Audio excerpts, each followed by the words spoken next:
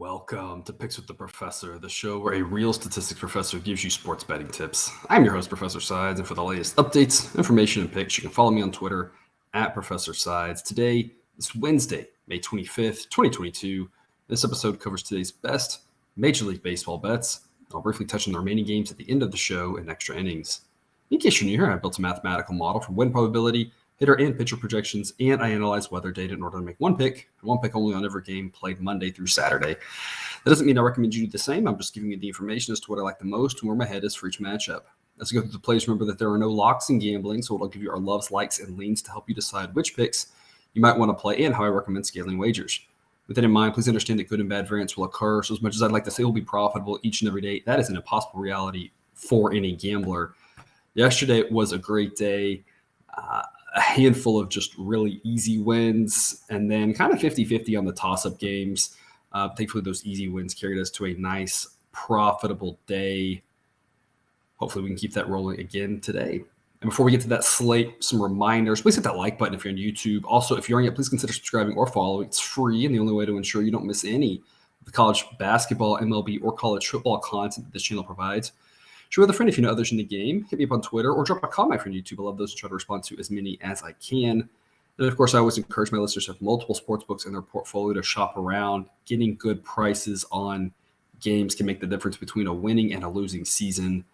I have a couple of these that I recommend. The links are in the show's description and on the website, www.pickswiththeprofessor.com/sportsbooks. Also added a little tab there for the play of the day, my one favorite play, just a quick little write-up. I'll talk about the game here. So if you're watching this, you're not really missing anything, but you can just check that. Shows the history of the games I've highlighted there on the play of the day. Those have been on Twitter, all of them, and then now, like I said, I'm adding to the website. So just something else a little fun there to add to check out if you're interested. Got some afternoon games today, 1:10 Eastern, first pitch, Tigers at the Twins, in a game that's maybe going to have to deal with some rain and definitely some cold temperatures.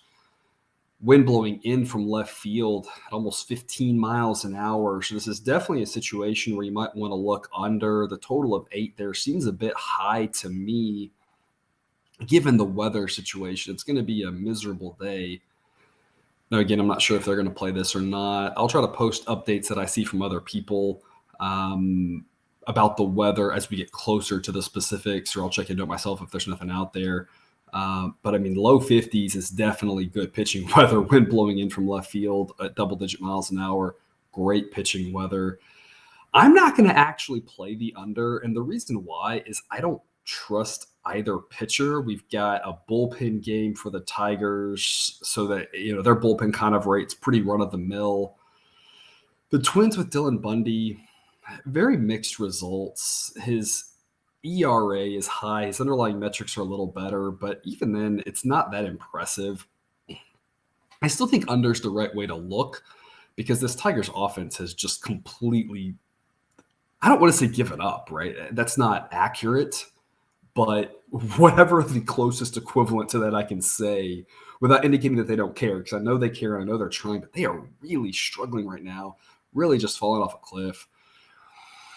You could also look team total, Tigers under. I'm still seeing some 3.5s out there. Seems a bit high, but I think the best play of this day is just to back the Twins, and I'm going to do it on the money line. Plus odds blows my mind here. The model thinks this should be Twins minus 211.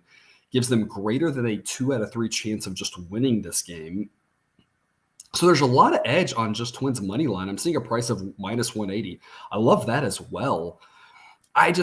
Y'all heard me talk about this before. When we get up towards that minus 200 price, I just don't love laying it in general. It's just not my favorite. Now, again, if you're a parlay player, I'd throw the Twins into a parlay on the money line.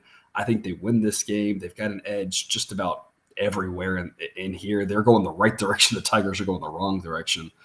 Again, there are no locks in gambling, so I wouldn't put it in every parlay you do because that can really throw you off, right? So try to be responsible with it. But man, I think the Twins win this game handily. I'm going money line plus 105. Run line plus 105. A grade for me. And like I said, if you wanted to split between run line, money line, I think that makes a lot of sense. If you wanted to add a little Tigers team total under, that makes a little bit of sense. But if you're just going one play, my best play for this game, I think, is the Twins run line -1.5 runs at +105. A grade for me to kick us off in the afternoon. 4:05 Eastern, first pitch, Dodgers at the Nationals. Taking the Dodgers run line 2 nights in a row. First 5 that first game because I was a little concerned about the weather.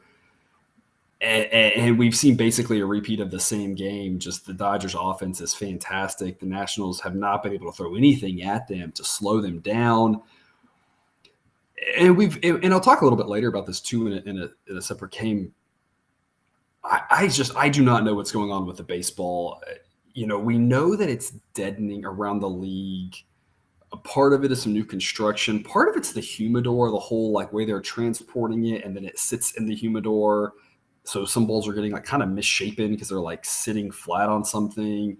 So we know why the ball dies a little bit because of some of the science behind that. Sometimes the ball just seems to fly, and I don't understand what it is. Maybe they're pulling back some of the old. Maybe they still have some of the old balls from the 20. I don't remember what season it was, maybe 2018, 2019, where they had just some really live, super bouncy balls. I have no idea, but we just see a couple of situations where the ball just seems to fly. And that was the case last night in Washington. Dodgers just hitting home runs left and right. Guys hitting, Chris Taylor, I think, hit an opposite field home run. And Chris Taylor's a good player. Don't get me wrong, but Chris Taylor hitting opposite field home runs is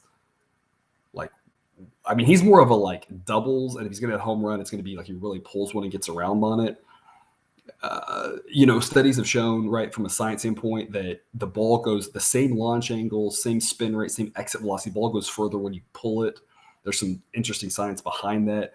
But him going opposite field for home run, that ball was just flat. Mookie Betts had a couple home runs last night that, we're just no doubters. And obviously, Mookie Betts is a great player, but the ball just got out in a hurry. So I have no idea what's going on. But the Dodgers are just A, fantastic hitters, and B, if there is something weird with the ball that's a little more lively this series there for some reason, they are really taking advantage of it.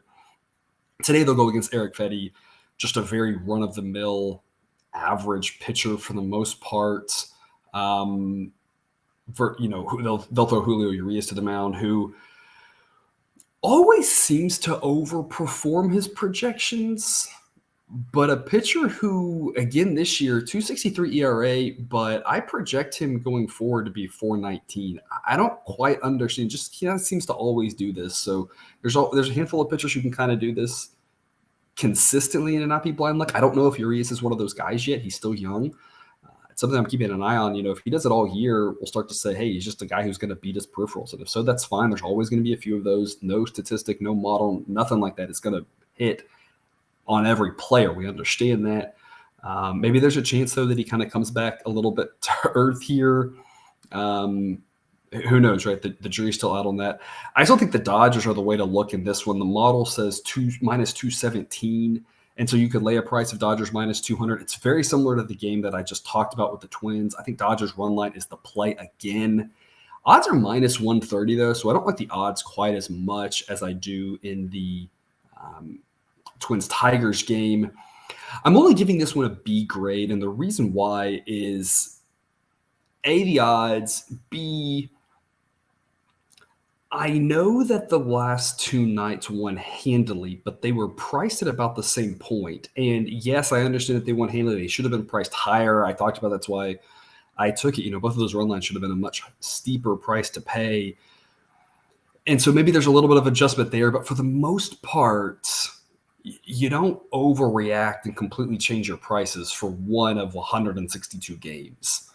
You might based off a certain pitcher, but none of the pitchers who pitched the last 2 days prominently are going to pitch today, the relievers, aside.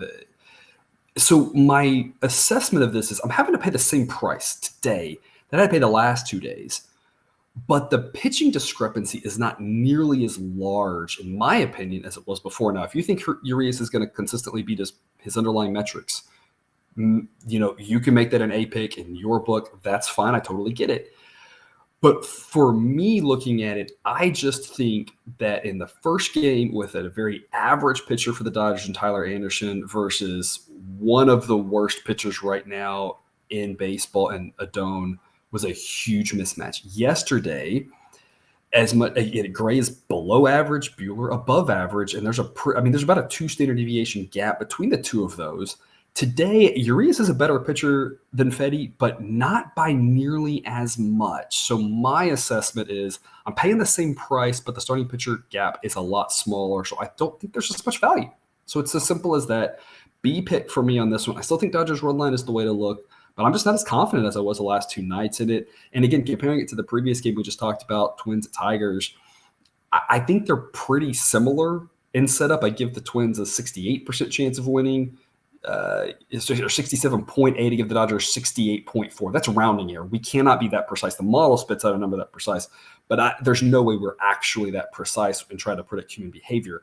They're more or less the same game. And in one game, I'm getting plus 105, and the other, I'm laying minus 130. So again, there's just a difference in the value between these two games. So B pick for me on the Dodgers on the run line. I think it's the right side. I just don't love it as much as some other ones. 14 Eastern first pitch, Brewers at the Padres. Aaron Ashby versus Yu Darvish. A pitcher, Yu Darvish, who for a while I think was very overvalued, and I was trying to fade. For the most part, I think the price has mostly caught up to him, and everyone kind of realizes he's maybe just a little bit above average at this point. He's had a pretty good career. He's had some really great seasons. At this point, though, he's just not that same pitcher he was. Model here says Padres minus 128. And what'll be a nice day in San Diego. I talked yesterday with my friend Jake, and he's going to be out there. This game will be low 70s for him. So a nice, comfortable day. I'm going first 5 under 4 at minus 120, and I'm giving this an A pick. You could look Padres. I'm seeing a price of minus 125. I just like Ashby personally. I like the adjustments and the changes that he's made coming into this season. I think he's a really good pitcher, and I don't need excellence from Darvish at this point. I just need a good, solid 5 innings, and I think we could stay under 4, or we get the push at 4. I mentioned that yesterday in the Cardinals-Blue Jays game. Getting that push at 4 was huge, and that's exactly where it landed. So having that protection there can really help prevent us from losing. And honestly, when you're playing a bunch of games, one of the biggest ways to help you win is to not lose, right? And so sometimes that's passing on games. I always recommend, if you don't have a great feel for it, pass. You don't have to play every game, right? I'm giving you a pick for every game. Doesn't mean you have to play every game. But another way to do that is to get some pushes. So under 4 here gives us that push protection. It is minus 120, but that's an A pick for me. Again, you could look Padres. I just think that I'm still not quite ready to back Darvish against a pitcher like Ashby, who I think is pretty good. It was a low first 5 yesterday, low scoring first 5 yesterday. I think we see the same today. Weather a little bit warmer than yesterday, but I think the pitchers can get it done for us here in this one. 14 Eastern first pitch, Athletics at the Mariners. Paul Blackburn versus Robbie Ray. Blackburn, who just continues to impress. A fantastic start to the season. His underlying metrics not too far behind his actual ERA. We'll have a nice day in Seattle there, or we'll be inside a dome. So no real weather effect on that one that I'm considering. Model says Mariners minus 151, provides no value on either side. Total is 7.5. I'm going to go under 7.5.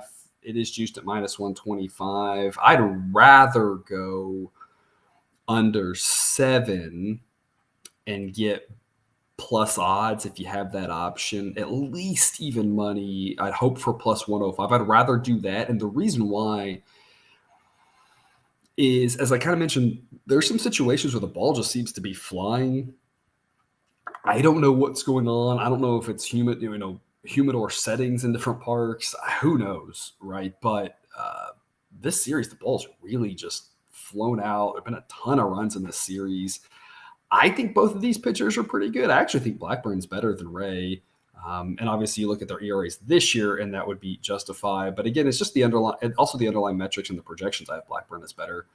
Ray is a good pitcher. Blackburn a little better. I'd like the under because the pitchers, but if we have that same sort of things get blown up and there's tons of runs, I'd rather have better odds on this pick. So Something to keep in mind if you're staring at this 7.5 minus 125. I don't think there's any rush to make this play because you're probably not going to get much worse odds than that. I'd rather have the better odds and say maybe we push, but I'd rather have the better odds in the event of a 9-6 game or something like we've been seeing. I think under's the way to go, but I can't be that confident with what I've seen here in this series. So a B pick on that for me. 6:40 Eastern first pitch, Cubs at the Reds. Kyle Hendricks versus Luis Castillo. A nice night in Cincinnati, mid-70s. Some rain, so another one to keep an eye on here. But greater than 50% rain coverage for the area throughout the night. To winds blowing in from right center. Model says Reds minus 125. If I had to play a side, that's probably what I would look to. I don't really trust Kyle Hendricks in general. I don't really trust him on the road even more. But I don't really trust Luis Castillo. And like I said yesterday, these teams tend to score runs. So I'm just going to roll with it. I'm going to go over 8.5, minus 115 of the odds right now. And that's a B pick for me. Can't be an A pick because the wind blowing in, again, about 10 miles an hour. So not an A pick because of that. But the temperature will not help the pitchers whatsoever. It's not going to really help the batters. Be pretty neutral on that. But it's not like it's a cold night, so that's good. But Castillo, for the most part, I kind of just project him right around league average. That's what he's done so far. It's only been 3 starts. But I'm wondering if there's, for both of these pitchers, just a little bit of name recognition in that if you just analyze the fact that these two teams just tend to score runs, and we've long talked about the Reds bullpen being awful. If you look at the first 2 games of the series, I think if you took the starting pitchers' stats, projections, underlying metrics, exit velocities, doesn't matter what you look at, really. There's no way to paint them in a much better light. I think if you just look at that and took the names away, I think this total's 9. And so I think there's some value here at over 8.5. Not getting the win at 9 rather than the push. I think that gives us a little extra value. So I like the over here because I think this number is staying down a hair because the names, but I don't think either one of these pitchers is what they used to be, what we think they could be, what we want them to be. I think both are a little bit overrated. So I'm going to go over 8.5 with a B pick in Cincinnati. 6:40 Eastern first pitch, Marlins at the Rays. We'll have a bullpen game for the Marlins. They're going to start off with Cody Poteet, who's probably going to go 2 innings or so, maybe 3. It doesn't seem like he'll go much more than that, versus Drew Rasmussen, a pitcher y'all know that I love to back. Model says Rays minus 179, so no value on either side. And I'd have a hard time playing either side. If you got up to Marlins like plus 190, I probably couldn't pass on that just as a value pick. One of those, again, if we can get, 100, 200 of those over the course of the season, it's going to work out in the long run for us. But I just don't like fading Rasmussen. He's just been fantastic. I wouldn't want to play the Rays, though. That price is so steep. Seeing 190s, or maybe some of you are looking at minus 200s. It's just a steep price. So I'm staying away from the side. Instead, I'm going to go under 7. A pick for me. Last night's game had 4 runs in it. One of those runs was an inside the park home run that was a ball that the center fielder, I'm not sure if he just runs and puts his glove down at his knee. If he catches, he tries to dive. He goes right between like his arm and his glove. Take that away. There's only 3 runs last night. I mentioned it last night. I liked both starting pitchers. I like both bullpens, and I think both offenses are below average at a pitcher's park. I mean, it's like check, everything you want for an under. To me, this total, you might need to be sitting down for this. I think this total should be 6. I think at 6.5, I still take the under. Now, I don't like the under at 6.5. You'll know that I like 7 a whole lot more, but I think the total should be 6. At 6, it's like there's no value either way. I'm not playing over in this situation, but I'm not going under 6. The fact that it's 7 is just a way extra value. Again, random things happen in baseball, so tonight doesn't mean this game won't be 8-2. But if they play this game, 100 times, I think this goes under 7, or we push a large number of them. So I'm going to trust that logic. Like I said, everything checks the boxes for an under. I love this one, under 7-8 pick for me in Tampa. 7:20 Eastern, first pitch, Phillies at the Braves. Ranger Suarez versus Charlie Morton. Another game that might not happen, might have some delays, or might just be wet. We'll have to see how the weather plays out there. Again, I'll try to tweet out all the updates. There's a lot of weather across the country today. It'll be mid to low 70s. Slight breeze blowing in from center field, about 5 to 10 miles an hour. The model says Braves minus 134. No value there. It's priced pretty right, in my opinion. If I had to pick a side, I would take the Braves. And the reason why is while their bullpen did blow it yesterday, their bullpen is better. While Morton has had a rough couple of starts of the season, he's looked really good the last several. I think Morton's a better pitcher than Suarez. I think the Braves' bats are better than the Phillies' bats. The Braves are at home. I think there's a lot to like about the Braves. I think they've got an edge, even if slight, in every single aspect of this game. So Braves minus 141 on the money line would be the direction I would go if I wanted to play a side on this one. I just think it's the right side, and I think that Morton, again, is going in the right direction. Instead, I'm going to go first 5 under 4.5. It's even money. If there is weather and this one has something wonky happen with it, we got a better chance to cash on this one. A B-plus pick, almost an A pick.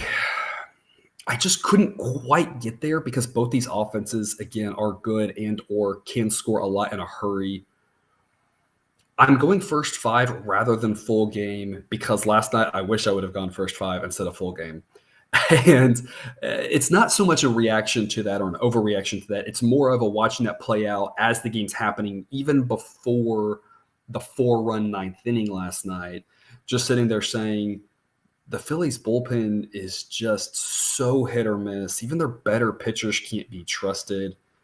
And Jansen's had kind of a resurgence to his career. Last night aside, of course, Bryce Harper hits a home run. Bryce Harper's really good. In case you didn't know, I'm breaking news there. So I'm less worried about the Braves bullpen and more just the Phillies bullpen's below average. I just don't want to deal with that back half of the game situation. These are the types of offenses that can punish weaker pitchers. But I think for the first 5, Suarez is very respectable, slightly above average. And Morton, like I said, I think is heading in the right direction. A lot to like here because we get the win at 4 rather than the push because we're going under 4.5. Love the odds of even money. Like I said, B-plus pick for me. Just couldn't quite get over the hump to an A play. It was right there on the cusp, but it's a B pick for me in that one. 18 Eastern, first pitch, Red Sox at the White Sox, Rich Hill versus Lucas Giolito. The Red Sox scored somewhere around 100 runs last night. I don't think they'll do that against Lucas Giolito tonight. Rich Hill, who been a little up and down this season, a pitcher who probably has a short hook tonight, which I think is good and lines up with my play under 8.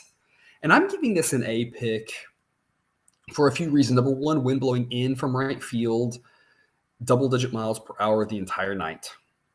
Number 2, kind of chilly, not overly cold, but mid-60s. So again, maybe a slight edge there, just an extra little boost of knocking the ball down an extra 4 or 5 feet, which could be the difference between a double being caught or a home run, turning into a double, right? So just an extra little boost there. A fantastic pitcher in Giolito. That short hook for Hill, I think, helps us because I don't think the Red Sox are going to let him just get hung out to dry. I think they're going to go to the bullpen earlier if he's struggling. The good pitchers in the pen are rested because they didn't have to use any of them last night. Model says White Sox minus 146. I'm staying away from the side on this one. They're priced more towards minus 160. The Red Sox bats have been getting it going of late. You'll probably talk about that, but I think they're going to run into a buzzsaw today in Giolito. So under 8 is the play for me. A grade. Again, I love that push protection on the 8. I think this number should be 7.5. I probably still lean under at 7.5, but I mean, it drops it from an A to a C at that point because I think there's just so much value in getting the push at the 8. I'm comfortable wagering a little bit more, knowing that some of those situations, we just get that money right back. So I love this one at under 8. Odds are minus 115 as of this morning.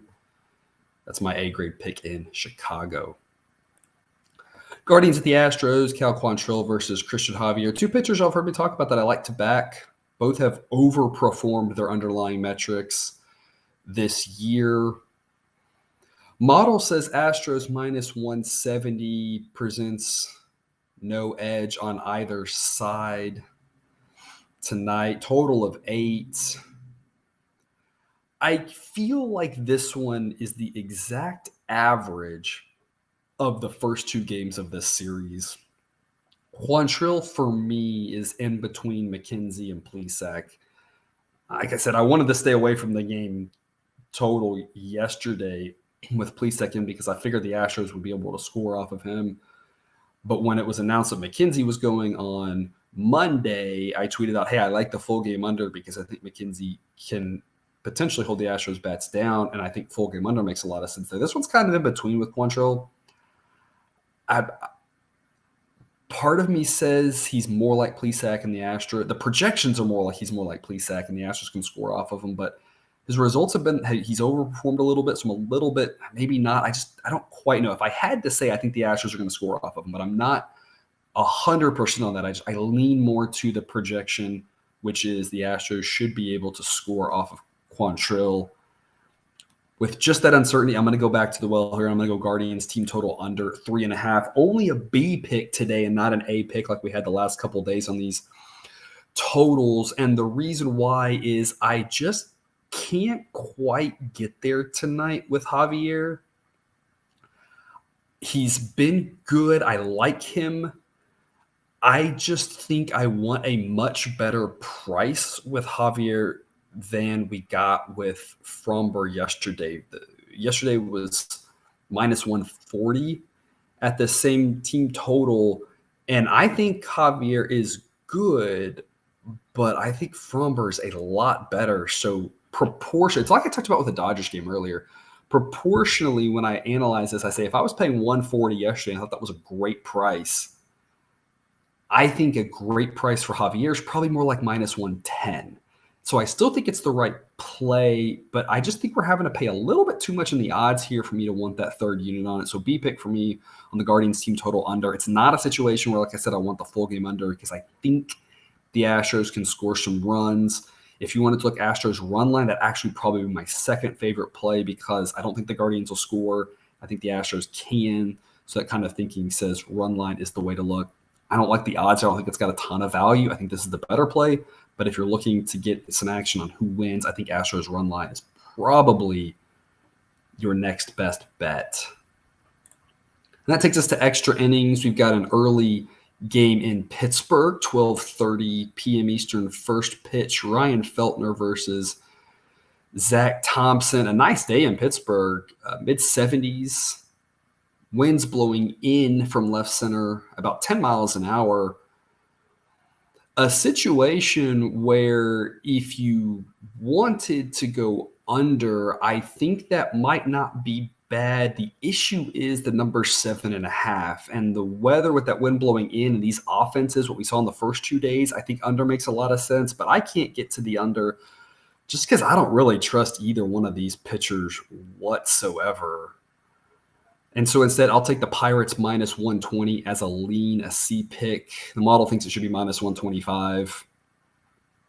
Pirates is probably the side I want here. Like I said, I don't trust the Rockies bats on the road, but I don't trust the Pirates bats either. So not one I want to be too invested in. 7:05 Eastern first pitch, Orioles with the Yankees. Tyler Wells versus J.P. Sears. A cold night in New York. We're going to be in the low 60s. Winds blowing in from right field at 5 to 10 miles an hour. The model says Yankees minus 192. So if you wanted to play the Yankees, the model thinks as of this morning, there's a little bit of an edge. Who knows where the number goes? But right now, the tiny bit edge on the Yankees. Instead, I'm going to go first 5, under 4.5 with a lean. This is a hold your breath and play it type situation. Holding that breath for the first 5 full innings. Neither pitcher is good, and or we've got the Yankees. It looks like a bullpen game. I just don't trust the Yankees bullpen. but I think the weather is definitely under weather. So it's a lean for me. I don't trust either bullpen, though, so I do not want to do full game. We saw it yesterday. I think it was 3-1 after 5, and then the runs just came like crazy. And then, of course, they got the extras for a few extra freebies there. So first 5 under 4.5 is my lean C pick on that one. 9:30 Eastern first pitch, Rangers at the Angels, Glenn Otto versus Reed Detmers. Mid to upper 60s in Anaheim. Maybe a slight breeze out, but it'll be around 5 miles an hour or less, so no real wind effect. Model says Angels minus 155, so that presents no value on either side as of this moment. I'll take over 8.5 as a C pick. I don't trust either bullpen, so I'm going to assume that there's going to be some runs late in this one. Just a lean. I don't really see much I like in this game, so I'll just take a lean on the over in Anaheim. And the last one, the Giants. I don't know how I zig and zag every which way on the Giants, and I cannot figure this team out. They are by far the worst team for me this season. They'll play host to the Mets in an afternoon game. There's no line out right now for this one, so there's no pick yet. Winds will be blowing out to left center at 15 to 20 miles an hour. I'm not sure what that means in that park. The park's built kind of funny, and the wind does not act like he normally does in normal parks there. So I don't know if that'll help or not. Very TBD. It might actually kind of swirl around and make it blow more in. I've seen, like I mentioned this before, if y'all are newer here, I've seen graphics on watching these games where they'll show the wind direction. It'll be like blowing in from left at 15 miles an hour and out to right at 20, or vice versa. And you're like, what is happening here? So it's hard to say really what effect it has. I'll say whatever's going on there with the Giants games, they keep going over like crazy. I've done some team totals and some different things in first fives, and I just can't quite get it. I think at this point of the season, I'm just going to play over, full game over in every Giants game, just for the rest of the season, because it can't be worse than what's happening. 25 runs last night. I mean, there's no words for 25 runs in that park, which has been a pitcher's park. That's what I said. I don't know what's going on with the ball. It doesn't make any sense.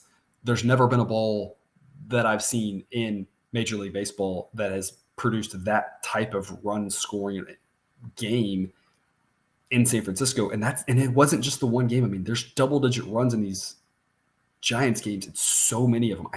It blows my mind. Like I said, I can't understand it. The humidor is the new factor. Maybe there's something going on with that. I do not know. I just know there's been a lot of runs. I'll be looking for the over. I don't really care what the number is. I'm going to go over. Just depending on what the number is, I'll determine if it's an A, B, or C pick. But I'll tweet out about that since there's no line as of this morning. And so recap my A plays. I've got Twins on the run line at plus 105. I've got Brewers, Padres, first 5 under 4 at minus 120.